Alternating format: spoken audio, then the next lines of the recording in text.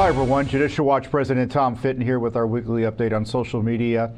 We wait here at Judicial Watch for what could be an historic Supreme Court ruling on election law. Judicial Watch has a challenge before the Supreme Court being considered over the counting of late ballots, meaning that states, at least 15 states, count ballots explicitly that arrive late after Election Day. Anywhere from 1 day to 21 days, I think, is the outlier in Washington state. And the problem with doing that, other than ruining election confidence, because people recognize that when you allow ballots to come in after Election Day, you're inviting fraud and you're inviting skepticism of the ultimate result. It's also contrary to law because federal law, at least with respect to federal elections, the general elections, sets a specific election day for both congressional elections and for the presidential election. And Judicial Watch has led the charge in challenging these laws, most specifically and directly in Mississippi, in the sense that that case is now before the Supreme Court of the United States. We challenged it.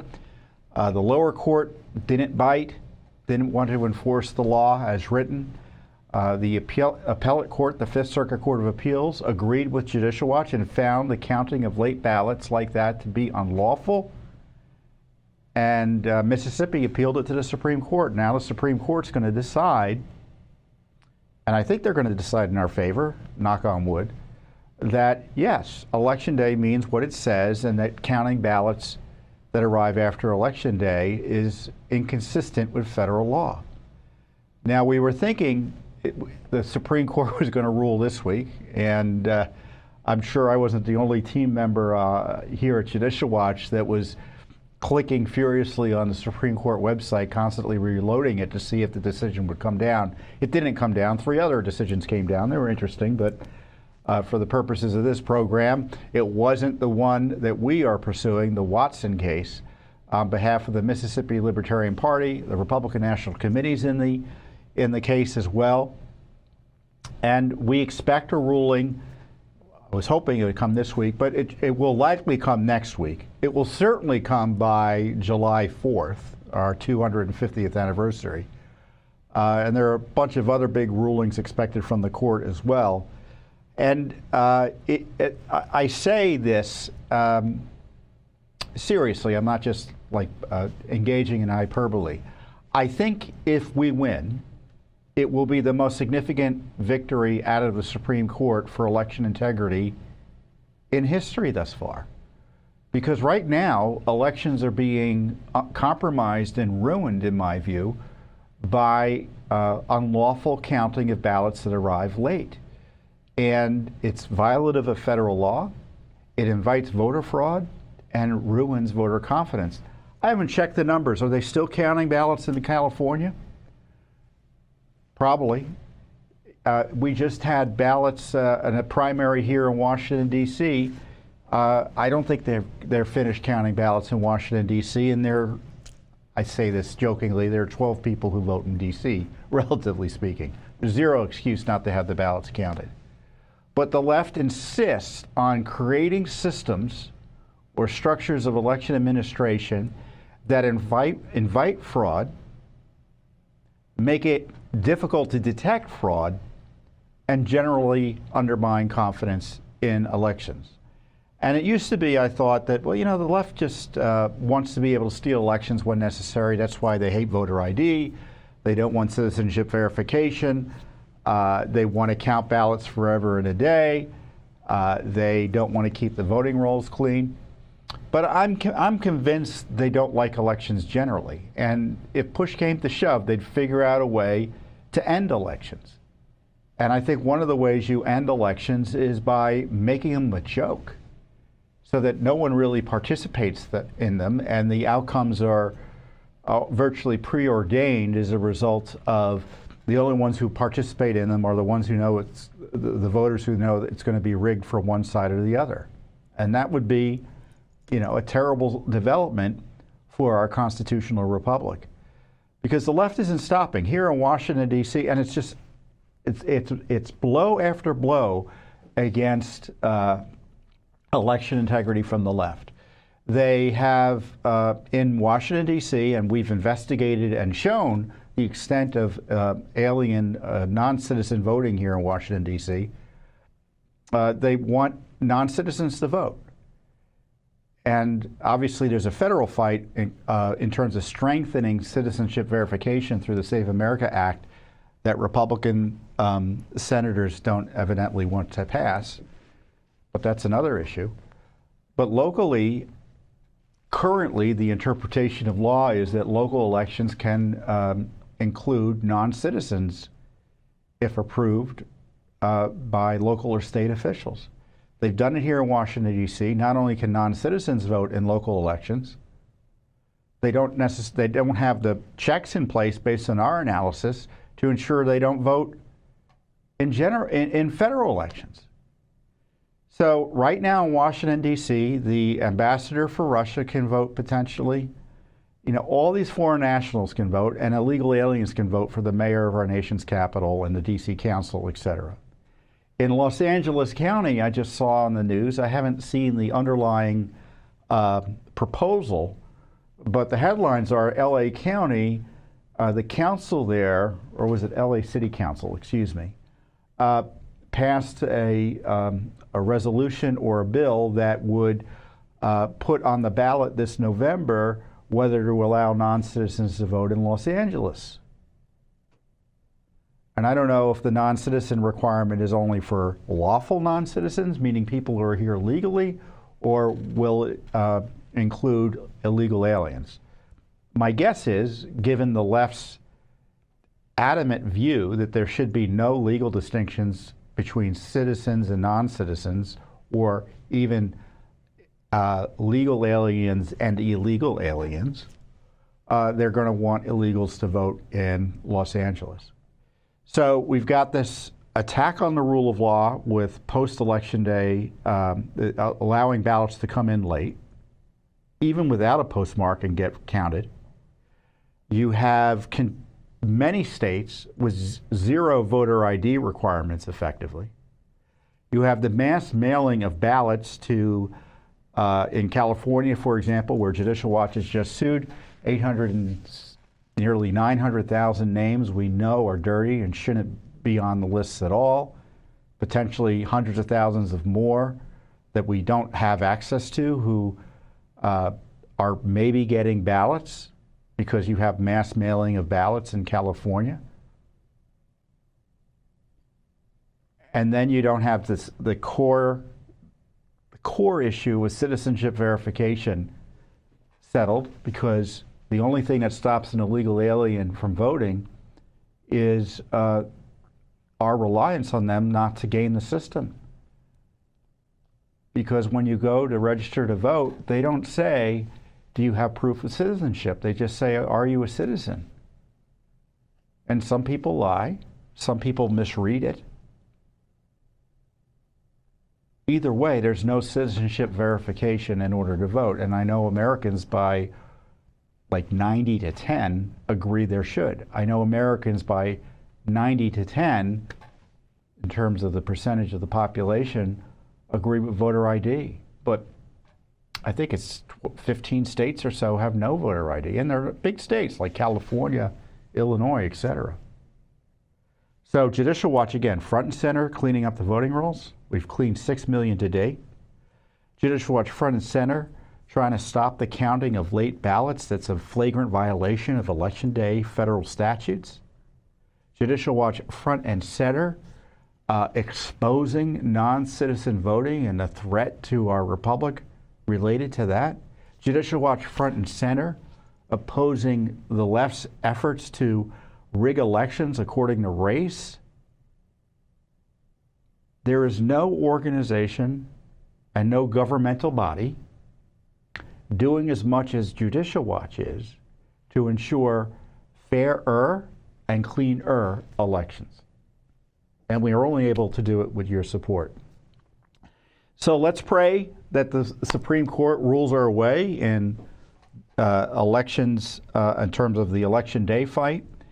And depending how the ruling goes, and depending on what the reaction is, we are prepared to enforce this ruling across the nation as best we're able to under the law. Now, I know there's a lot of, I'm hoping, maybe just planning wrongly in the sense thinking we're going to win and we should plan to win. But even if we lose, it depends on how one loses at the Supreme Court, because we could continue to fight the battles in different ways. Some of you may not know we already won at the Supreme Court on a key election issue, which is the rights of candidates to sue to challenge dirty elections. We represent Congressman Bost out in Illinois, who was trying to stop ballots from being counted that arrive late. In Illinois, they count ballots that arrive up to 14 days late, outrageously. So this decision I'm talking about will impact Illinois, obviously. But the court wouldn't even let Bost sue, said the candidate didn't have standing. We're like, what is this absurdity that a federal candidate, a member of Congress running for election or re-election, can't sue to enforce the rule of law on the counting of ballots? And the Supreme Court said, Judicial Watch, you're right. And we won just a few months ago by a vote of 7-2. Even Elena Kagan largely agreed with us. So the victories are coming. The battles are hard fought. But I think elections are worth spending a lot of time protecting. Because if we don't have elections, we really don't have a republic. And so I'm hoping for a good result next week out of the Supreme Court. But even that case aside, we're all over election integrity issues here at Judicial Watch. Again, thanks to your support. So the other day, Judicial Watch got an inquiry from CNN. And you may wonder, why is CNN wanting to hear what Judicial Watch has to say? Because they found a speech that Acting Attorney General Todd Blanche gave to a private Judicial Watch event earlier this year. Now, Todd Blanche is up for, has been nominated by President Trump to be the Attorney General. He's currently Acting Attorney General. He's been Acting Attorney General since Pam Bondi left. And so the Senate has to confirm him. And as part of that confirmation process, nominees like Blanche have to turn over every speech they've given. And so I guess he had a record of the speech he gave to Judicial Watch. Now, obviously, I was there for the speech, so I do remember it, but I didn't have the text. So CNN got a hold of it because it's now in the public files up in the Senate, evidently. So the reporter wanted to know, what'd you think about it? And, my first response to the reporter was, well, what did you think about it? And she obviously didn't have much to say. She wanted to hear what I had to say. And my impression of the speech was that it was good that the Deputy Attorney General, the Acting Attorney General, came to see Judicial Watch and make a presentation to Judicial Watch. In many ways, his presence is as important, or was as important, as the substance of his speech. And the substance of his speech was it was interesting. I'll put it at that. So here's the CNN headline. In private speech, Blanche tried to mend fences with critical conservative activists. And that's a reference to yours truly. And the Judicial Watch event took place at the Doral Hotel, which is run by Trump's family. At President Trump's Miami hotel, Acting Attorney General Todd Blanche recently tried to smooth things over with a conservative watchdog group whose anger at the Trump administration was building on multiple fronts. I don't know if anger is the right term. I'm a friend of President Trump, so I don't get angry about stuff. I sometimes get angry at government malfeasance. I sometimes get angry about government lawlessness. But the challenge we have with any administration, including this administration, is getting them to follow transparency law. That's I wouldn't say the biggest issue in terms of the rule of law for the country, but in terms of what we do, we're asking for Freedom of Information Act records that should be given under law about topics of interest and grave importance to the American people, whether it be the Lawfare attacks on President Trump by the Obama-Biden gang, whether it be abuses by Obama against, going back many years to the IRS Tea Party scandal, or Hillary's emails, or the Butler assassination. I've been talking about that recently, the Butler assassination attempt. Or the FBI abuses targeting parents, targeting churches. Anything that you are interested in, Judicial Watch is investigating.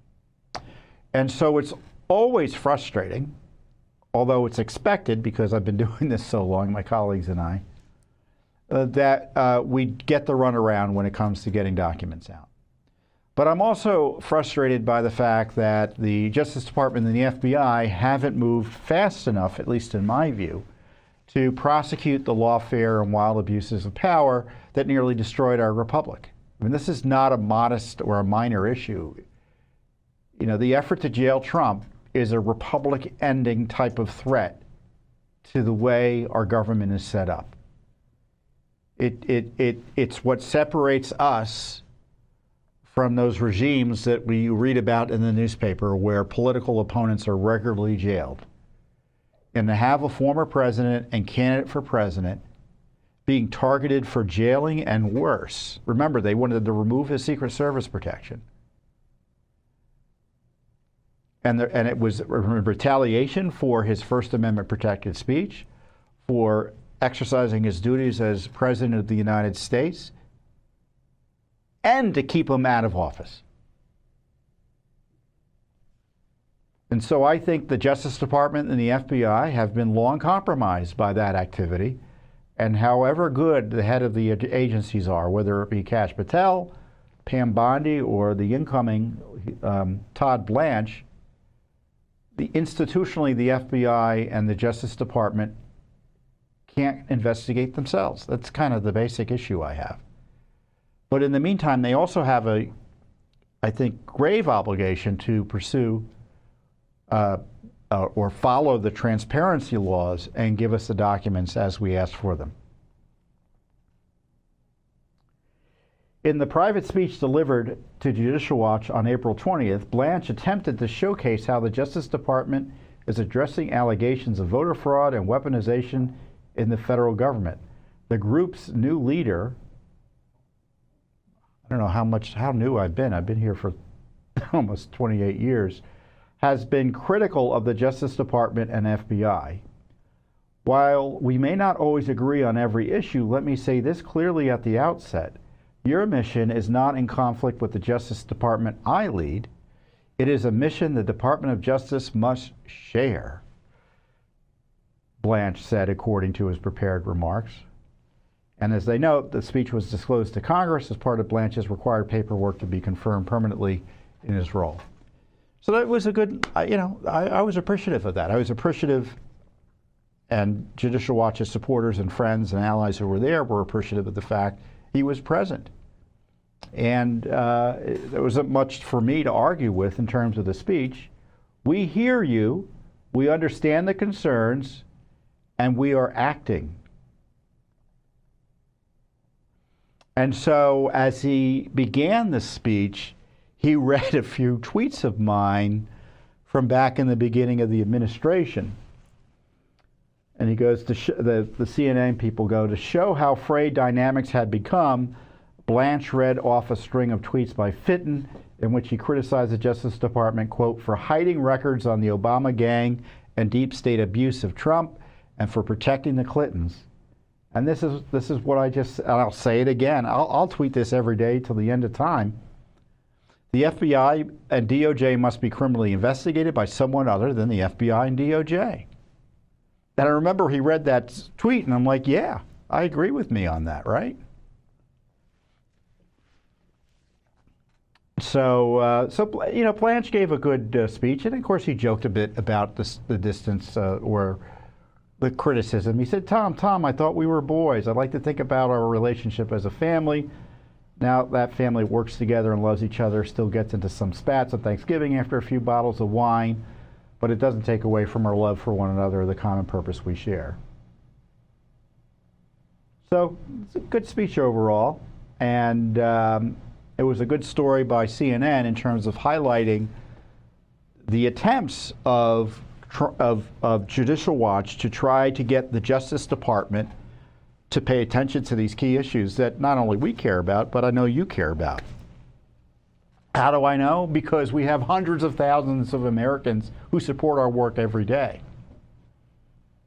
So it's not just, as the headline says, a conservative activist. It's a conservative activist who's the head of America's largest and most effective government watchdog group, the most widely supported group in terms of government watchdog work and transparency in the country, if not the world, which has had the most significant impact on the direction of the country as a result of our historic work. To me, it's no surprise that the acting Attorney General, who was likely at that time to be nominated, all the signs were he was going to be nominated, will come and speak to Judicial Watch. So thank you, Acting Attorney General Blanche, for coming to speak to Judicial Watch. And, you know, my view on what should happen at the Justice Department is, you know, similar to what I've been talking about. They can't investigate themselves. If they are going to do these investigations into lawfare, they've got to get moving on it and be much more aggressive and proactive. Time's a wasting. I don't think the FBI is redeemable. I think the FBI, the Justice Department, should be significantly curtailed. It's not so much who's running the agency, but what the reform efforts are. What is the agenda? And the agenda, I think, has got to be much more reformist than it currently is. And that's kind of my general point of view, and you may disagree with it. But there can be no doubt they got to follow the law. There can be no doubt they got to give us the records as the law requires. And that's the challenge, because we're not getting the records timely enough. Now they're trying. Sometimes they're trying, but in the end, it's not much faster than what we got under the Biden administration. I mean, is there a case or two where, oh, maybe we got these records because they recognized it was an important issue and they gave them to us in a timely way? Maybe. I can't think of any offhand.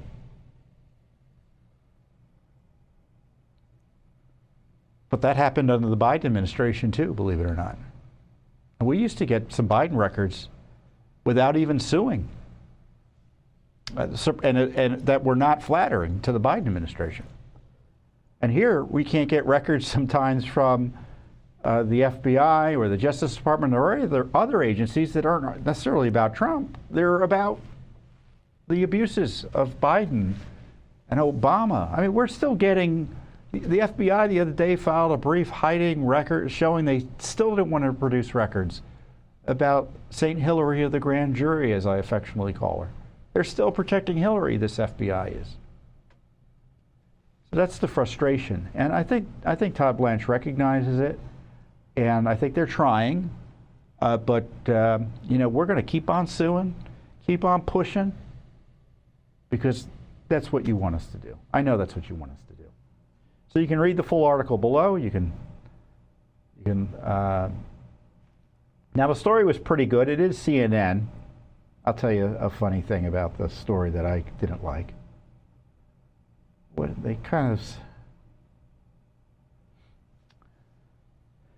They talk about how the nation's top law enforcement officer sought to mend fences with a group that pushed 2020 election conspiracy theories and continues to argue the Trump administration is not going far enough.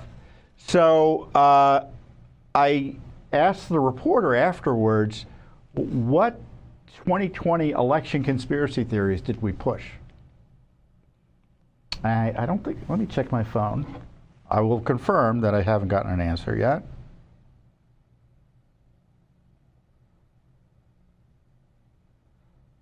Give me a second. Nope, no answer. So they just throw off lines like that are crazy, but that's fine because the story itself is good in the sense that it highlights that Judicial Watch is having an impact, the rule of law matters, and that there are public servants and powerful people in D.C. who are paying attention to what we're doing.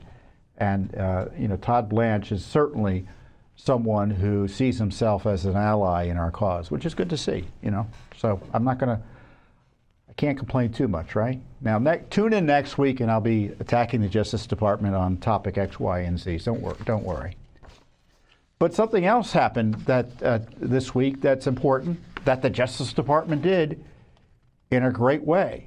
They have intervened or moved to intervene in Judicial Watch's historic class action civil rights lawsuit against a reparations policy in Evanston, Illinois.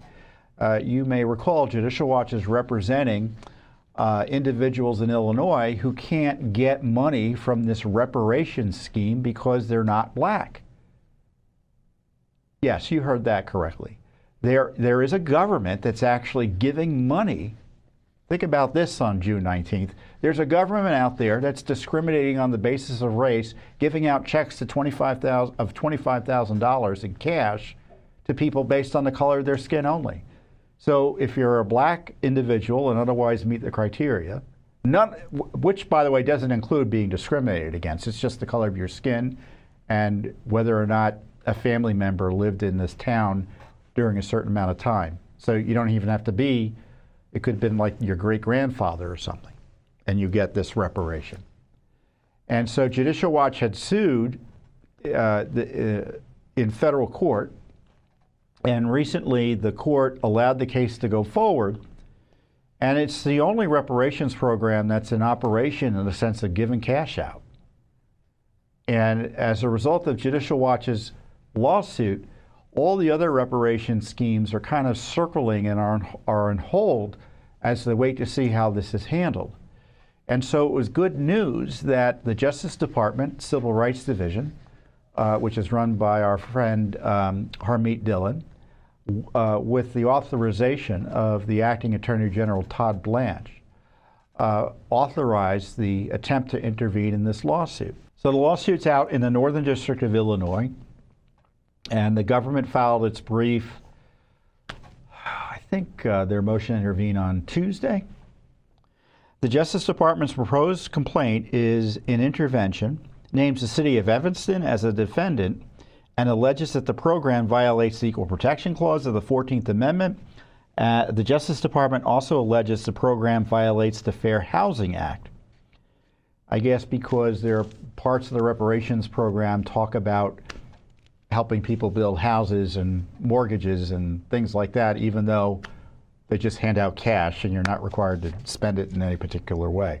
The United States asserts that it has an unconditional right to intervene under Section 902 of the Civil Rights Act, which allows the Attorney General to intervene in cases alleging the denial of equal protection of the laws on account of race when the case is certified to be of general public importance.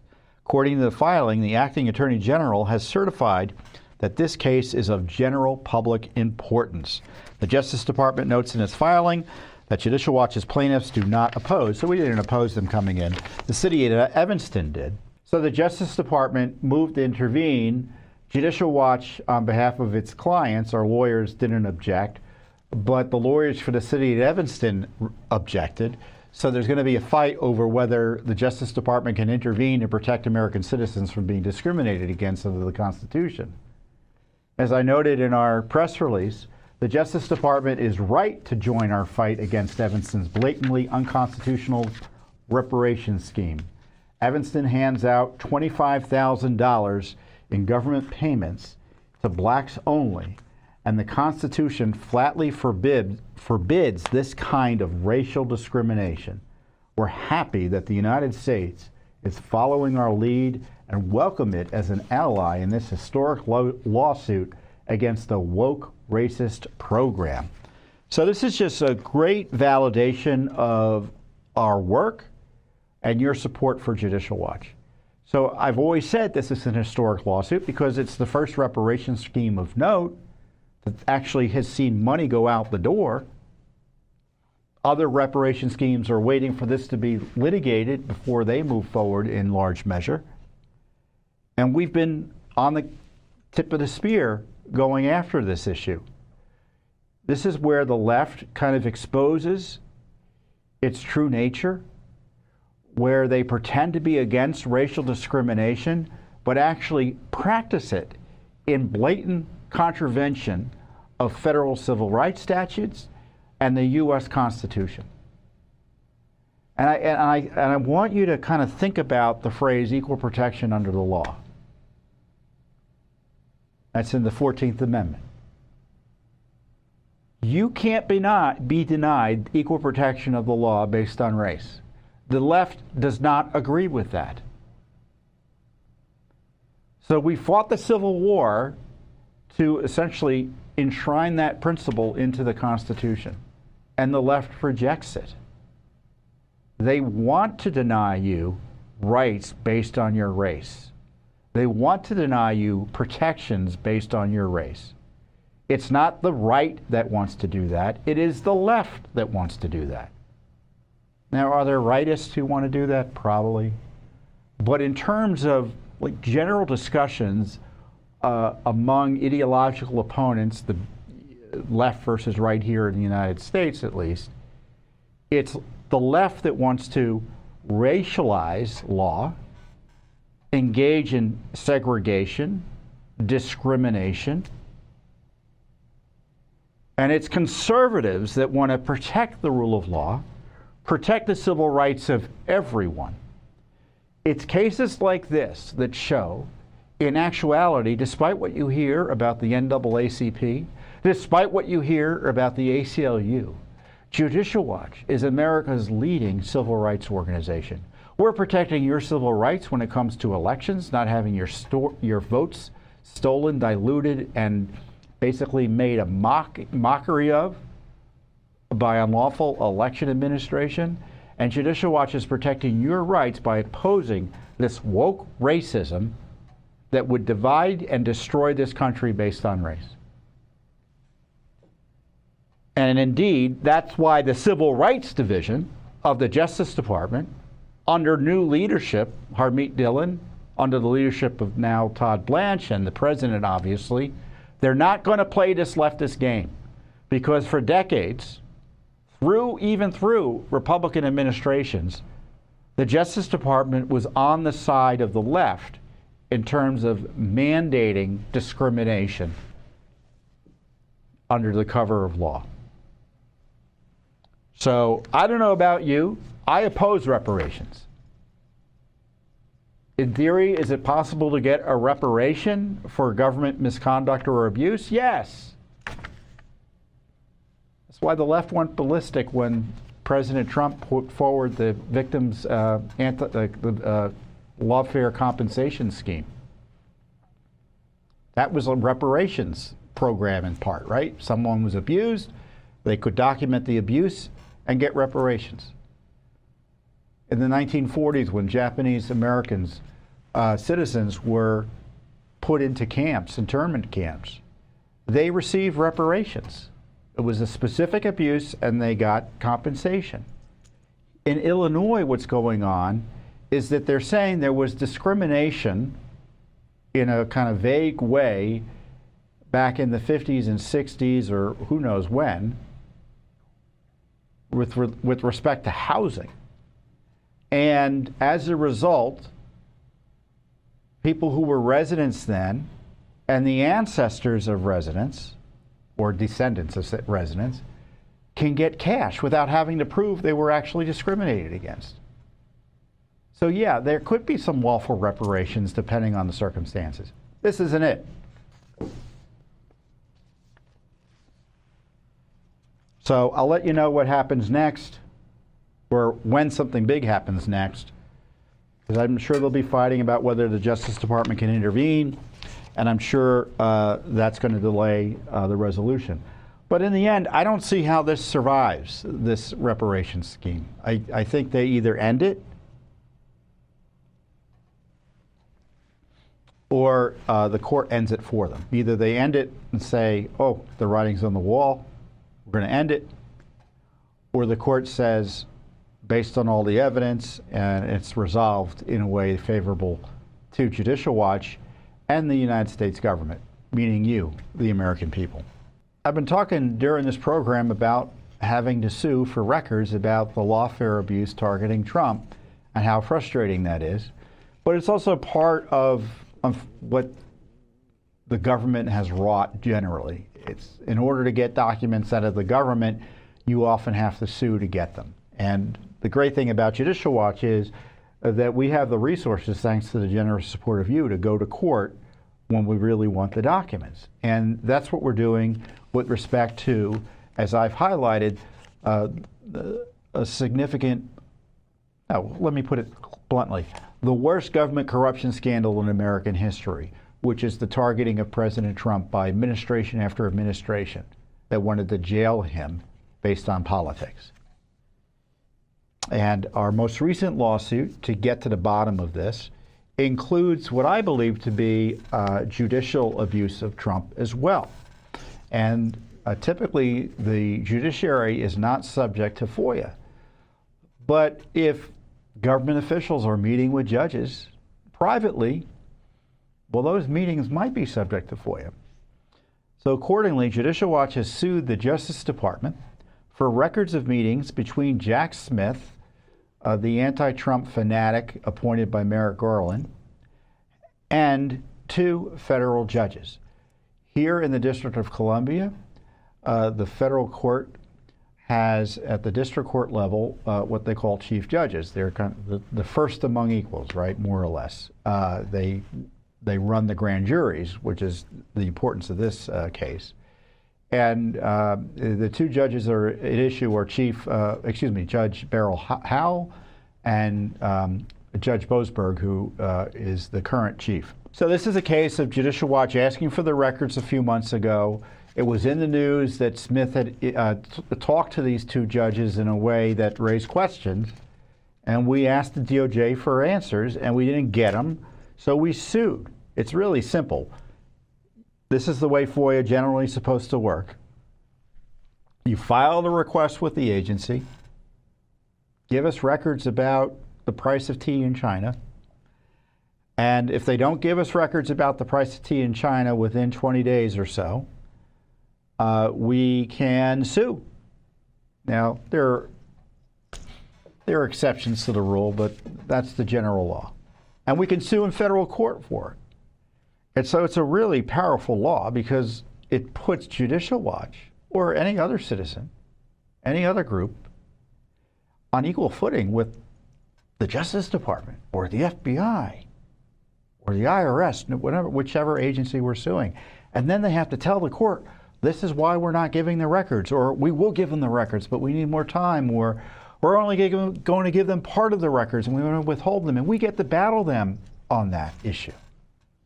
It's a great law in that regard.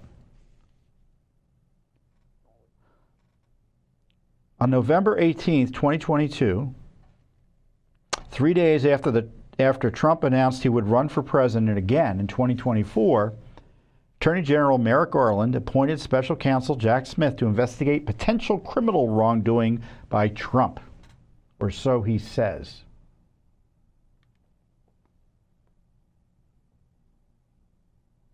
In March 2026, Chuck Grassley released briefing notes prepared for Attorney General Garland from January 2023 that refer to interactions between Smith's team and Judges Howell and Boasberg. The notes described a meeting with Howell in which Smith's team discussed the pace of the investigation over the preceding month and state that Howell liked our approach of pursuing the executive privilege litigation in an omnibus fashion. The briefing notes also state that regarding a planned omnibus executive privilege motion involving former Trump administration officials, Chief Judge knows it is coming and loves idea. Well, that's not normal. I don't think it's appropriate. Now, when it comes to grand juries, there is going to be communication between the chief judge's office and the prosecutors, because the prosecutors are running the grand jury. It's secret here in the District of Columbia. I think it's true in the federal system generally. The chief judges run the grand juries. They're responsible for them. So the point being, if there's an objection to a subpoena issued by a grand jury, you go to the chief judge, adjudicates it. But this goes far beyond, in my view, the sorts of administrative back and forth in terms of grand jury operations. This is, hey, this is our litigation plan, Chief. What do you think of it? And the chief says, I love it. Does that sound fair to you if you're President Trump on the outside looking in, or not looking in at all because you don't know what's going on? You have to remember, the privilege claims, the executive privilege claims that were being litigated all came out against Trump. There wasn't a subpoena or fight that, as best I can tell, that went Trump's way in virtually any of these cases until they went up to the Supreme Court. So this makes it look like things were rigged. And the notes also reference Judge Boasberg equals March 18th. Boasberg became Chief Judge of the U.S. District Court on March 17th. So they met with him the next day. So my guess is the notes about Chief Judge Boasberg are somewhat lacking, but if they talk to Chief Judge Boasberg the way they were talking with Howell, that would be problematic as well. So that's why we've asked questions from the Justice Department about the records. Yeah, so here are the actual notes that we're suing over. Chief Judge Howell meeting, talking about the pace over the last month. Maybe that's okay. It's administrative issues. Completely blacked out here. So if this record is produced to us under FOIA, we're going to find out the reason for why this is blacked out and maybe be able to litigate it, or maybe they'll think better of blacking it out. She liked our approach to pursuing the executive privilege litigation in an omnibus fashion.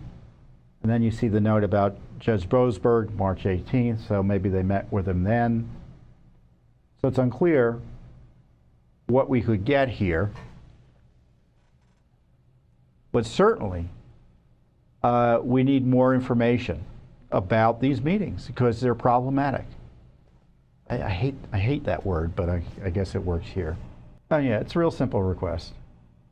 All meeting notes, recordings, transcripts, calendar entries, handouts, audio-visual presentations, agendas, and any other records associated with meetings held between Special Counsel Jack Smith and/or members of his team on the one hand and Chief Judge Beryl Howell on the other hand.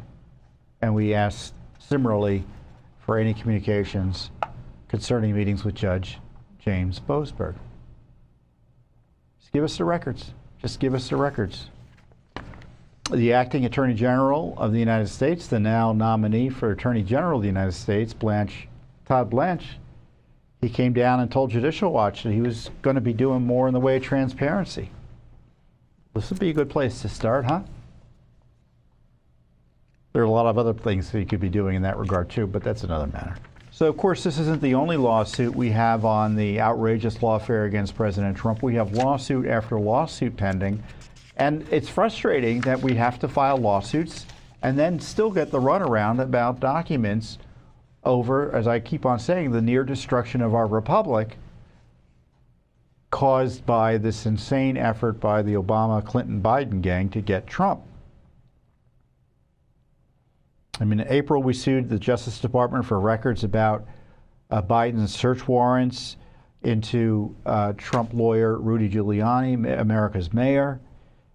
In May, we got records thanks to a Judicial Watch lawsuit about the legal basis or the non-legal basis for the raid on President Trump's home, Mar-a-Lago. What else have we done recently? Oh yeah, the FBI told us there are 1.9 million pages of records, as many as 1.9 million pages of records, about issues to include the lawfare against President Trump, records that they haven't produced to us yet.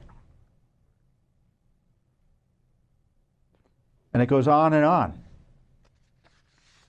We have dozens of lawsuits with the Justice Department and the FBI and other agencies on the lawfare targeting Trump.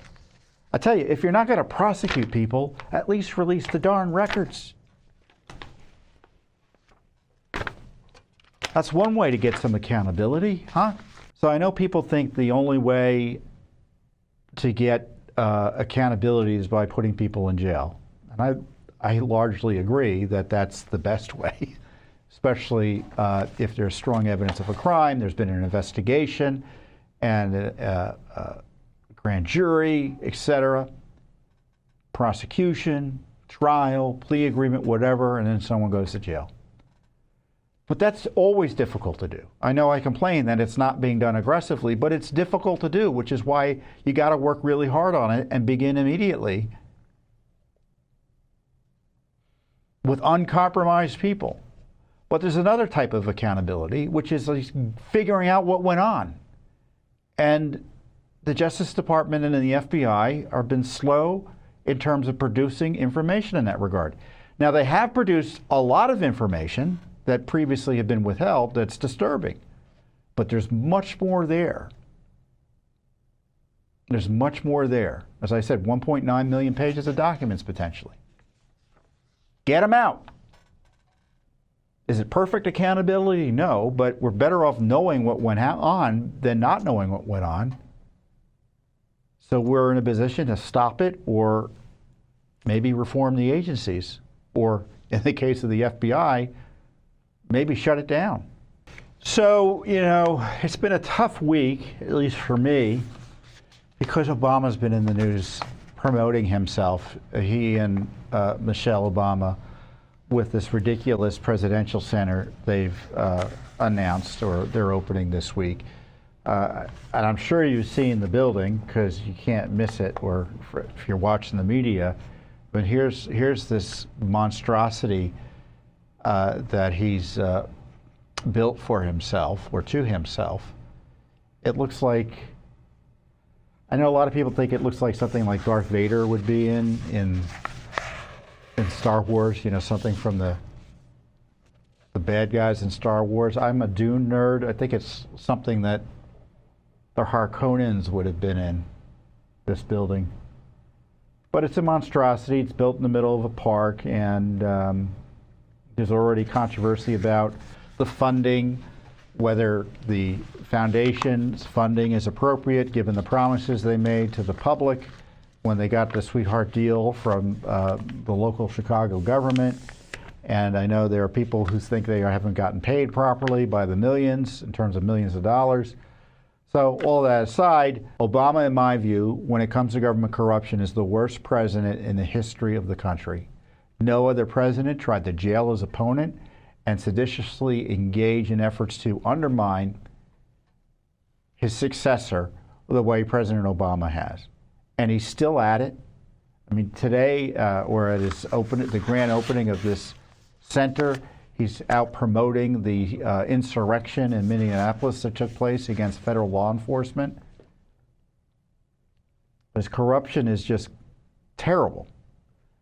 You know, and then there are kind of aspects of the corruption that we all, there are aspects of the corruption we all know about, or honest people know about, targeting of Trump, his IRS scandal, etc. But then there's like this breaking the rules and engaging in cover-ups on other corruption issues that people have been following and have known about, but the media refuses to cover. And on Obama's watch, there was a terrible Secret Service scandal, and it involved the military to a certain extent. So what happens is the military and the Secret Service, when there are presidential or other high-level government official travel, when there is presidential or other high-level government travel, they send advance teams. And there was an advance team of Secret Service and military personnel sent to Colombia. And they were not behaving properly, to put it mildly, as you'll see. But it looks like the Obama White House was involved in a cover-up about the scandal, which is what we're suing for. And it's documented in a report from the IG's office of the Homeland Security Department, under which the Secret Service is run. We identified 13 Secret Service employees who had personal encounters with female Colombian nationals consistent with misconduct reported in April 2012, around the time of advance activities for the president's visit to Cartagena. These encounters took place at the Hotel Caribe, the Hilton Cartagena Hotel, and at a private residence. Our investigation determined that 12 of the 13 U.S. employees met 13 female Colombian nationals at bars or clubs and returned with them to their rooms at the Hotel Caribe or the Hotel Cartagena Hotel. Through our interviews, we learned that following their encounters, 3 females left the rooms without asking for money, 5 females asked for money and were paid, and 4 females asked for money but were not paid. In addition, 1 female who asked to be paid but was not brought a Colombian police officer to the door of the USS employee, the Secret Service employee's room. The employee did not answer the door. As a result, she was paid by another employee of the Secret Service and left. All told, the Secret Service investigated 12 people in connection with the incident. The final outcome was 7 resignations, 3 employees receiving an administrative punishment, and 1 termination and 1 retirement. And at least 10 military personnel involved in that trip were also involved in a scandal, reportedly inviting prostitutes to their rooms. And the White House advance team, Obama's advance team, so they're employees of the president's White House, who are also part of that team for presidential trips, those advance operations, and they're implicated. So before I get to the lawsuit, this is just another example of a Secret Service that is just a disaster. So there's this major scandal, and this is the type of scandal that puts people at risk. It puts the Secret Service at risk, obviously, by engaging in unlawful behavior or inappropriate behavior while abroad. Think of the security risks associated with that type of behavior. And, they're being sent to do a job, and the most charitable interpretation, going down to do that job and getting drunk out of your gourd and doing this, it means that the job isn't being done necessarily. You're not able to function fully, and people's lives are on the line based on these folks doing their job. So it's really a big deal, and it's kind of this Secret Service general way of working that I'm convinced helped contribute to the near killing of President Trump twice, 3 times, 4 times.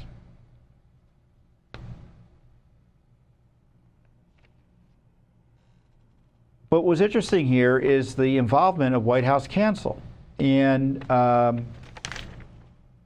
it looks like Catherine Rumeller was involved in this cover-up somehow as White House counsel. So we want records about the Secret Service talking to White House counsel during the Obama administration, specifically Catherine Rumeller. So who was Catherine Rumeller, in addition to being the Obama White House counsel who may have been involved in trying to cover up this outrageous Secret Service scandal? She went on to work at Goldman Sachs as a lawyer, and she's was close to Jeffrey Epstein. Goldman Sachs just is in a kind of internal battle about why she's still there. I'm not saying she should necessarily be fired, but she was up to her neck in terms of dealings with Jeffrey Epstein. So it's an interesting coincidence that she's also up to her neck in a scandal dealing with the Secret Service.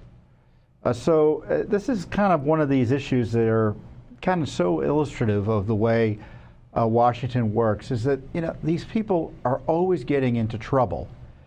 if the administration is corrupt, the White House counsel under Obama, if they were playing games, is it surprising to you that later she got involved with Jeffrey Epstein, the White House counsel? And by the way, her involvement with Epstein's been known for a long time. The left media would have you believe the only person who knew Jeffrey Epstein was Donald Trump, even though he specifically cut him off because he was such a creep. But Mueller was friends with him until the end, and a leading lawyer in our financial sector. And so this is what I love about Judicial Watch, is that, we got these characters out there, and you think they're involved, well, this is a Jeffrey Epstein scandal. Well, that person's also involved in another scandal, potentially, a Secret Service scandal in which our military, Obama White House officials, and Secret Service agents, employees, were all involved in debauchery in a foreign land when they were supposed to be acting to protect Obama and the people who were going to be with him when they traveled to a very dangerous location, Colombia. So this is what I love about Judicial Watch. We do these interesting lawsuits about interesting scandals and important scandals, because I think the Secret Service is a disaster and can't be trusted to protect anyone. But these scandalous figures really never go away. And I guess maybe that's why everyone gets so frustrated about Washington, D.C. Because people get involved in these scandals, and I'm not just saying it's a scandal because it's in the news. I'm saying it's a scandal because it's a scandal, right? Not just because the media says it's a scandal. The Jeffrey Epstein issue, it's a scandal. The Secret Service engaged in debauchery in Colombia is a scandal.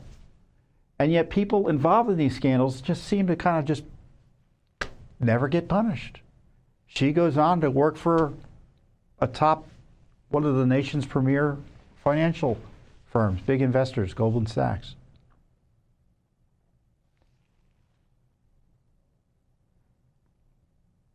Washington, D.C., that's the way things work.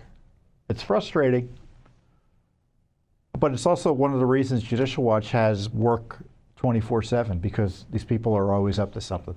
So I'll be sure to let you know what we find from the Secret Service, and hopefully this DHS, who's DHS Secretary now, Markwayne Mullin? Get the records out to us, Secretary Mullin, about Secret Service communications about this terrible scandal with the Obama White House.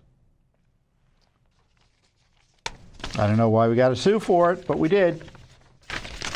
And now we're going to demand further answers.